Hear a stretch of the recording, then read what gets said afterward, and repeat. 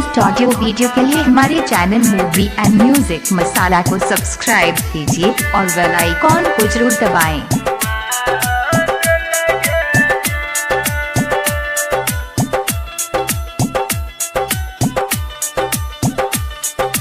Music by DJ Umesh Shukipur Bazar. presented by Maa music. परलो से नूरावा गेले तो ही भूल हमारा चचौला जुदाई के धूल जो जोगे सुना जो जोगे सुना जो जोगे सुना या पोना पगलवा दीवाना के मुआ दिल के जान जो जोगे सुना या पोना पगलवा दीवाना के मुआ दिल के जान मन चलियो तोरा दिल से भगवान पल भर में हमारा बनौला तो यान जो जोगे सुना जो जोगे सुना जो जोगे सुना या पोना पगलवा दीवाना के मुआ दिल के जान जो जोगे सुना या पोना पगलवा दीवाना के मुआ दिल के जान। लेटेस्ट ऑडियो वीडियो के लिए हमारे channel movie and music masala को सब्सक्राइब कीजिए और बेल आइकॉन को जरूर दबाएं।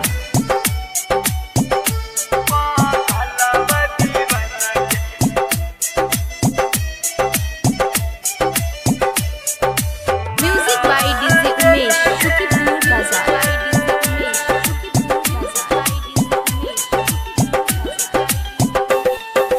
मिले आबै छलियो छोड़ के अपन काज को ना को भेल कोई हमसे नाराज मिले आबै छलियो छोड़ के अपन काज को ना को भेल कोई हमसे नाराज जो जोगे सुना जो जोगे सुना जो जोगे सुना या पोना पगलवा दीवाना के मुआ दिल के जान जो जोगे सुना या पोना पगलवा दीवाना के मुआ दिल के जान।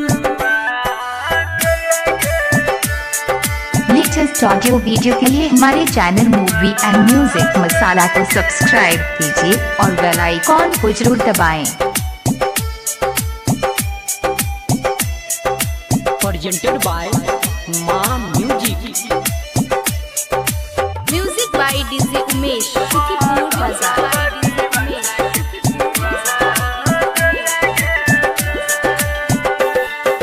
हर भजन राई करके कैला निराश संदीप सुमन को ना करतो विश्वास हर भजन राई करके कैला निराश संदीप सुमन को ना करतो विश्वास जो जोगे सुना जो जोगे सुना जो जोगे सुना या पोना पगलवा दीवाना के मुआ दिल के जान जो जोगे सुना या पोना पगलवा दीवाना के मुआ दिल के जान जो जोगे सुना या लेटेस्ट ऑडियो वीडियो के लिए हमारे channel movie and music masala को सब्सक्राइब कीजिए और बेल आइकॉन को जरूर दबाएं।